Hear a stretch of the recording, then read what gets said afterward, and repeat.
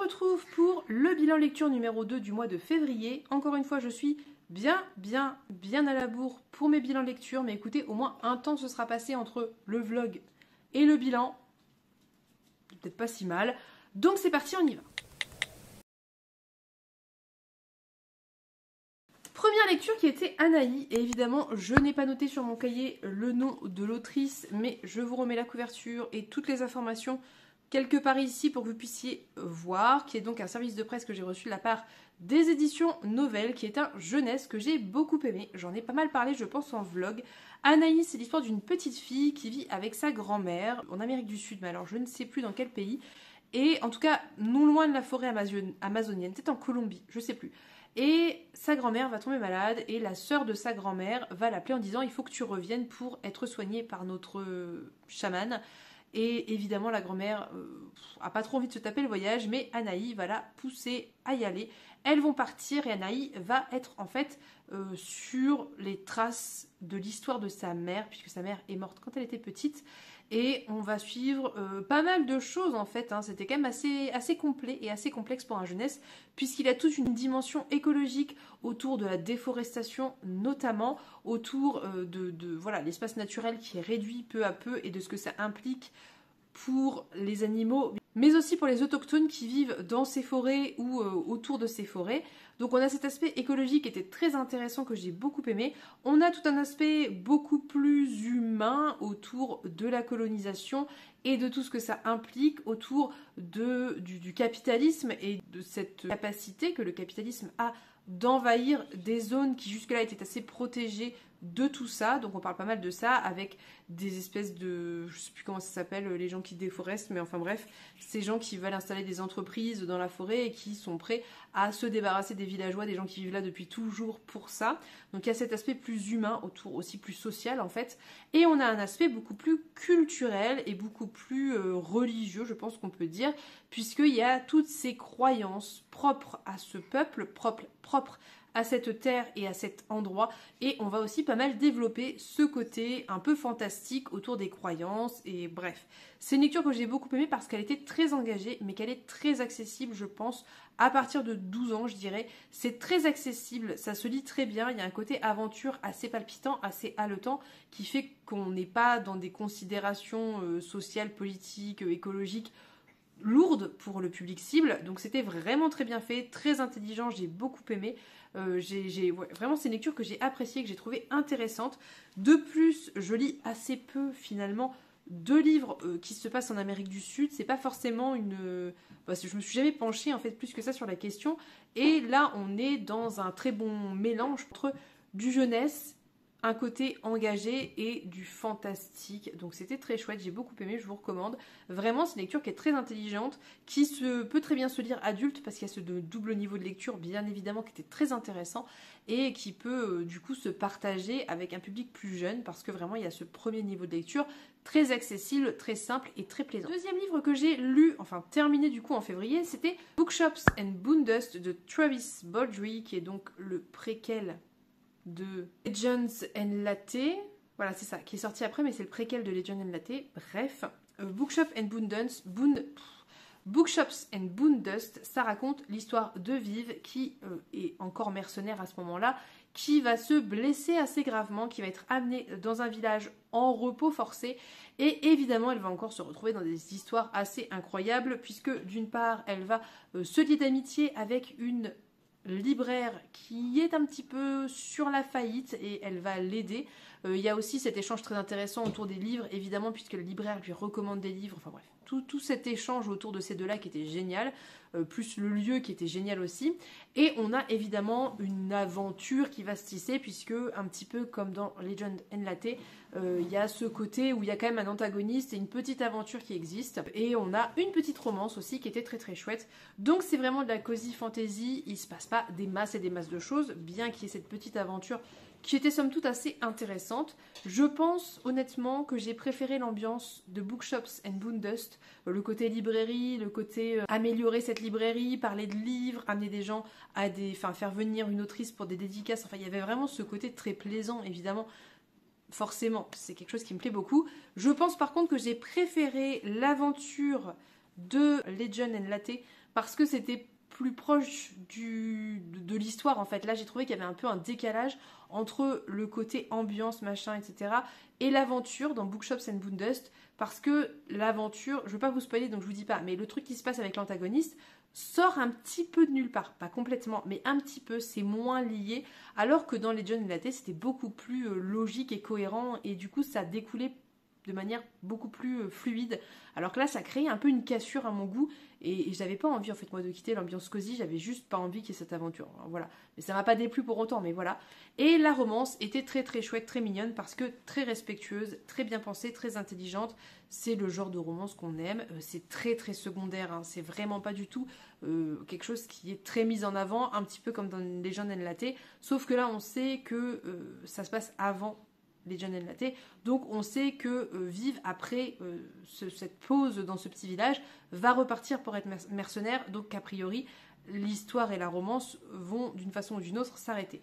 Donc bref, j'ai beaucoup aimé, c'était très chouette, ça s'est très bien lu, j'ai vraiment adoré l'ambiance, j'ai adoré tout ce qui se passait dans la librairie, même le côté poussiéreux, le côté vieux livre, Viv pense à plein de fonctionnements hyper intelligents avec d'autres personnages pour vendre ces vieux livres et pour éventuellement en racheter de nouveaux et donc remettre cette librairie un peu à jour.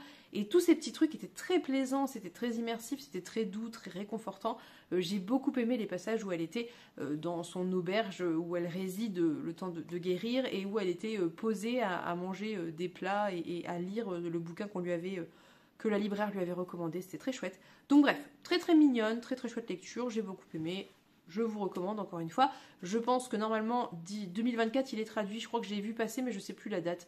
Été peut-être 2024, il va sortir en français et surveiller éventuellement sa sortie. En février, j'ai lu Qui après nous vivrait d'Hervé Lecor, qui était donc un service de presse de la part de Rivage, que j'avais reçu en numérique, que j'ai beaucoup aimé, qui a été vraiment une très très belle surprise pour moi, puisque on est sur un post-apo. Alors au début, on n'est pas encore dans du post-apo. Au début, on est dans notre fonctionnement à nous, mais exacerbé fois 100. Et on est vraiment sur tout ce que, voilà, tout ce que les politiques veulent créer en cassant tout le système social. Bah, c'est ce qui se passe dans Qui après nous vivrait. On sent évidemment le parti très engagé et les idées très engagées de gauche de l'auteur, chose que j'ai adoré, j'ai trouvé ça très intelligent. Et il y a un moment de basculement où on tombe dans du post-apo, où la société s'effondre et où il n'y a plus de règles, plus de lois, c'est la loi du plus fort.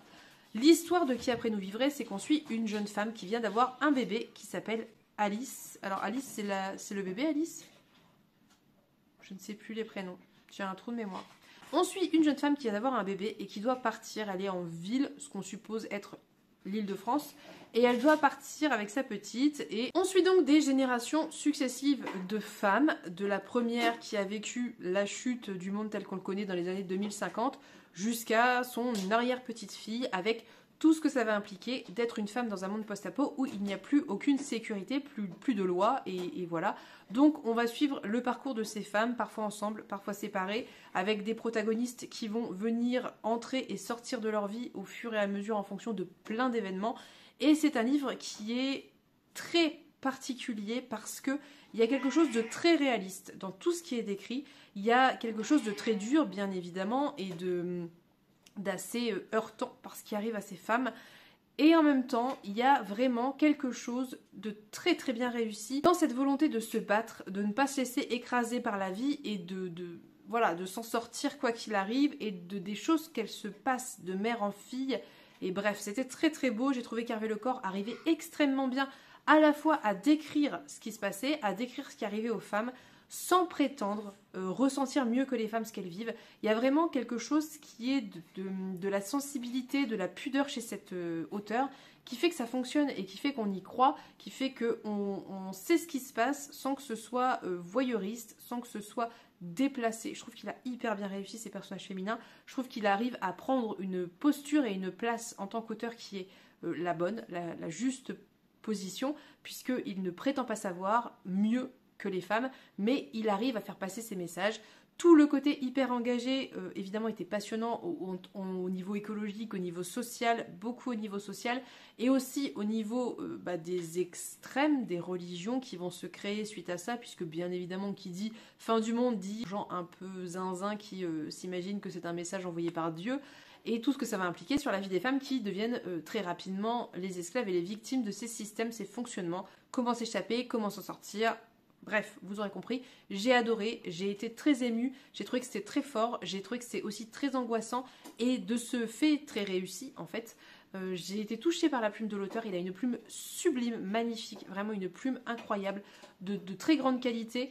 Chaque mot est à sa place, c'est fluide, c'est beau, c'est rare en fait que je ressente aussi fort la beauté d'un texte et la poésie d'un texte. Là, vraiment, je l'ai ressenti et j'ai adoré ça. Donc, si vous vous en sentez capable, je vous recommande cette lecture avec tous les trigger warnings que vous pouvez imaginer dans ce genre d'ouvrage post-apo où les protagonistes principaux sont des femmes. Quatrième lecture que j'ai fini en février, et ça va être assez rapide, c'était Barbare de Rich Larson, si je ne dis pas de bêtises, publié chez Le Bélial dans la collection Une heure lumière, qui est donc l'histoire d'une jeune femme et de son compagnon. Alors, je ne sais plus si c'est son compagnon dans le sens conjoint ou si c'est son compagnon dans le sens ami, mais en gros cette jeune femme a commis une erreur et son compagnon n'a plus qu'une tête, c'est-à-dire que dans ce fonctionnement d'univers, quand vous êtes puni par la loi pour prendre moins de place en prison, on vous sépare du reste de votre corps et vous n'avez plus que votre tête. Et en fait l'objectif de cette femme c'est de retrouver un corps, racheter un corps à son compagnon, et donc elle va accepter pour ça une mission où ils doivent aller sur un espèce de cétacés géants morts dans l'espace et où deux gens un peu bizarres, des jumeaux, veulent explorer ça. Il va se passer beaucoup de choses et en même temps c'est très court, ça va très très vite. C'était intéressant, c'était perché, c'était particulier, c'est de la SF un peu bizarre. Il y a ce côté un peu glauque, un peu horrifique en fait je trouve, dans l'ambiance, dans les thématiques, qui fonctionnait plutôt bien. Il y a des moments où j'étais un peu perdue aussi, très sincèrement, parce que c'était très difficile de se représenter cette espèce de baleine, ou je ne sais plus exactement ce que c'est, qui d'ailleurs n'est peut-être pas animal, hein, mais qui est peut-être un robot. J'ai un doute là-dessus, mais peu importe, qui dérive dans l'espace. C'était un peu bizarre de se représenter ça, parce que c'est des tailles qui sont gigantesques par rapport aux humains. Mais c'était chouette, j'ai beaucoup aimé, ça s'est très bien lu, c'était intéressant. Ça m'a redonné envie de lire certaines nouvelles de la Fabrique des Lendemains que j'avais beaucoup aimé. Et je pense que si vous avez aimé Barbare, la Fabrique des Lendemains peut beaucoup vous plaire parce que c'est un peu ça en fait. C'est plein de nouvelles, très engagées souvent, sur plein de thématiques. Et c'était très chouette. Donc Barbare, c'est une très chouette lecture, je dirais pas que j'ai adoré. Mais c'était très intéressant d'un point de vue SF, d'un point de vue écriture, d'un point de vue narration. C'était très intéressant. Ensuite, en février, j'ai lu Absolu le tome 1 de Margot Dessen. Je vous en ai parlé assez longuement, je pense, en vlog. On en a parlé en live. Donc je vais être assez concise sur cet ouvrage. Absolu, c'est de la dystopie young adult où on est en Pologne. Et donc à Varsovie, des murs ont été installés autour de la ville pour enfermer un espèce de monstre. Et depuis 20 ans, une fois par an, on envoie je sais plus combien de jeunes, 20 ou 40 jeunes, pour détruire ce monstre. Personne n'en ressort jamais et on arrive à la 20e session. Et nous, on suit certains personnages de cette 20e session, à savoir Prime, Johanna et Edward, qui ont eu 3 formations assez différentes, puisque Johanna a reçu une formation plutôt de médecin, Prime plutôt de soldat et Edward de linguiste. Donc, il y en a qui savent pas très bien ce qu'ils font là, mais on les envoie dans ces murs pour détruire ce monstre. Et évidemment, beaucoup de choses vont se passer dans ces murs, vous l'imaginez bien. Et bref, voilà, je ne vais pas plus vous en dire, je pense que ce serait pas très utile de vous en donner plus. C'est de la dystopie, donc vous pouvez vous imaginer le genre de choses qu'on peut vivre. Absolu pour moi, ça a été une grosse déception, je vais être très honnête avec vous, ça a été une très grosse déception. C'est pas mauvais, c'est pas mal écrit, mais je pense que j'avais vu trop d'avis dithyrambiques sur cet ouvrage pour ne pas avoir d'attente. Et du coup, j'ai été déçue parce que pour moi, c'était de la dystopie young adult très classique. Je n'ai pas du tout vu en quoi c'était révolutionnaire, contrairement à tous les avis que j'avais vu passer. Je n'ai pas ressenti le côté addictif, pas du tout. J'ai été déçue, quoi. Ça n'a pas fonctionné avec moi. Il y a 2 raisons à ça, en fait. Je pense que d'une part, le choix de la narration, en tout cas avec moi, n'a pas fonctionné, puisqu'on est sur de la narration interne, où on est dans la tête des personnages, en polyphonie, donc avec des chapitres qui se répondent, en roman choral. Et on a cette sensation d'être au jeu, on est au jeu, hein. Concrètement la narration est à jeu, mais on n'a jamais accès réellement aux sentiments et aux émotions des personnages. Il y a quelque chose de très froid dans tout ça qui fait que c'est très impersonnel en fait. Donc ça, je pense que c'est une des choses qui fait que ça n'a pas marché. Peut-être effectivement, comme le disait Juliette, qu'à la troisième personne, ça l'aurait mieux fait. Je ne sais pas. Mais en tout cas, ça, c'est une des choses qui ont fait que ça n'a pas fonctionné. L'autre point, c'est que je me suis foncièrement ennuyée en fait. Très sincèrement, je me suis ennuyée et je ne comprends pas comment c'est possible parce qu'il se passe 1500 trucs. C'est un bouquin qui regorge d'action. Il n'y a même que ça. Il n'y a quasiment aucune pause. Et pourtant, je me suis ennuyée. Je pense que d'une part, j'ai pas été surprise en fait. Je pense qu'il y a une chose qui m'a surprise qui est même pas quelque chose d'essentiel.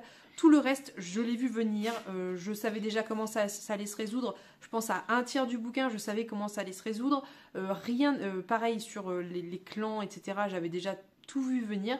Et du coup, j'ai eu zéro effet de surprise. Et je pense que c'est pour ça que la lecture, au lieu d'être un petit peu, avec des pics et des montées, etc., au fur et à mesure que les plot twists arrivent, moi, je suis restée en fait plat tout du long. Et comme j'avais zéro attachement aux personnages, zéro intérêt pour les personnages, que je ne croyais pas en leurs relations, en leur amitié, en leurs inimitiés, parce que cette narration était en fait pas très assez froide. Du coup, j'avais zéro intérêt. Voilà, je l'ai fini, mais je n'avais aucun intérêt. Je pense que je l'ai fini en diagonale. Depuis, j'ai essayé de lire le tome 2, mais on en reparlera en mars, puisque c'est en mars que je l'ai lu. Donc, on en reparlera le mois prochain. Mais bref, absolu. Je dirais pas que c'est mauvais, mais si vous avez lu des dystopies genre Divergente et Hunger Games, je vois pas comment absolu peut révolutionner votre vision de la dystopie. Sincèrement, je vois pas. Et voilà, je pense que c'est tout ce qu'il y a à en dire. C'est pas mal écrit, c'est pas mauvais. Mais je m'attendais à autre chose, tout simplement. Ensuite, j'ai lu Binti de Nnedi Okorafor avec Pénélope, qui est donc de la science-fiction, qui était une lecture par contre pour le coup que j'ai beaucoup aimé, puisque Binti, c'est l'histoire de ce personnage, cette fille qui vient du peuple Imba, donc qui est un peuple à côté du Nigeria, si je dis pas de bêtises, qui est un peuple qui est très très attaché à sa terre, vraiment, concrètement. On ne part pas du territoire, ça ne se fait pas, et c'est un peuple que peut-être vous connaissez, puisque ils font une espèce de pâte avec l'argile de leur terre, justement, de leur territoire, et de l'huile et peut-être d'autres choses dont ils s'enduisent la peau, surtout les femmes, je crois. Et bref, Binti va être acceptée dans l'université Umza, qui est une université interstellaire, je pense qu'on peut dire, qui est très très prestigieuse, très peu d'humains sont acceptés, et elle est dans ce dilemme au début entre partir, réaliser ses rêves, ou rester sur cette terre avec ce destin qui ne l'intéresse pas. Très rapidement, évidemment, on apprend qu'elle fait le choix de partir et beaucoup de choses vont découler de ce choix qu'elle fait. C'était vraiment très intéressant par l'univers. Le côté mathématique était passionnant, les mathématiques qui étaient abordées comme un moyen de méditation, c'était très intéressant cette vision-là des mathématiques que je n'avais jamais vue. J'ai beaucoup aimé le personnage de Binti qui est très très représentative des personnages de Nnedi Okorafor avec d'une part ce côté très affirmé, très puissant, très fort et en même temps toutes ces faiblesses qui existent, qui sont liées beaucoup à la famille, qui sont liées beaucoup au sentiment d'appartenance et à la culture et cette espèce de déchirement entre partir, faire autre chose et ce besoin de lien avec sa famille et sa terre natale.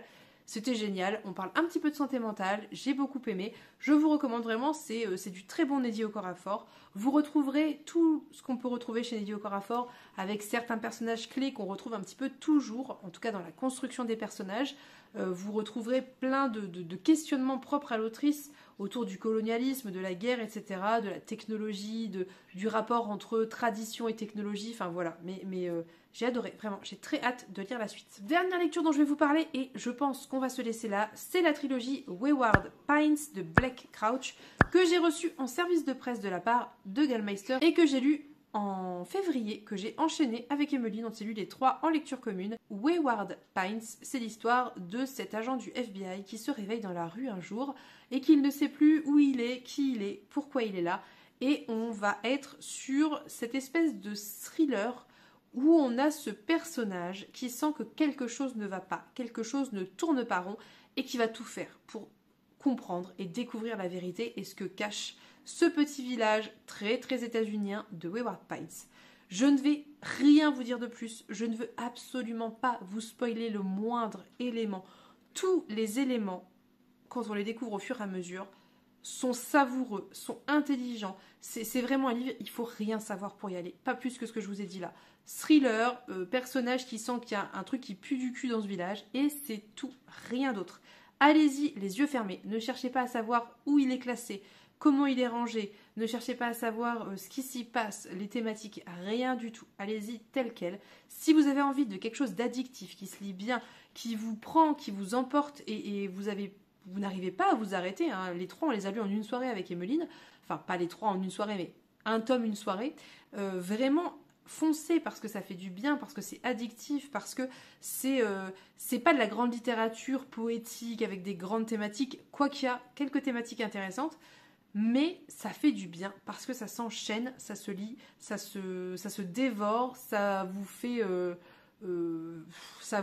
souffler à certains moments, ça vous bloque la respiration à d'autres, ça vous retourne le cerveau, enfin c'est génial. C'est vraiment, j'ai retrouvé avec Wayward Pines cette lecture frénétique que j'avais quand j'étais plus jeune, notamment quand j'étais adolescente. J'avais ce côté lecture frénétique où je n'arrivais pas à m'arrêter et je ne pouvais pas aller me coucher si je n'avais pas fini, si je ne savais pas ce qui se passait. Et Wayward Pines m'a redonné ce sentiment, cette sensation incroyable de ça, de pas pouvoir lâcher en fait, de pas pouvoir fermer le livre, d'être trop dedans, de pas voir le temps passer et de relever les yeux et il est beaucoup trop tard et il faudrait dormir depuis longtemps. Donc vraiment, si vous avez envie de quelque chose d'addictif, foncez, allez-y, ça va vous emporter. Il y a quelques trigger warnings que je vais pas trop détailler, mais si vous voulez vraiment savoir, je vous les donnerai avec plaisir, soit en commentaire, soit sur Instagram. Mais ça reste assez soft, c'est pas non plus ultra violent, sauf dans le 3e tome où il y a un gros trigger warning. Mais bref, soit, sinon, vraiment, ça c'est tout seul, c'est génial. Voilà, c'est génial. Voilà, c'est tout pour ce point lecture, j'espère que je n'ai pas été trop longue. Comme toujours, tous ces livres ont été lus, détaillés, commentés en vlog, donc je vous invite à aller voir les vlogs correspondants.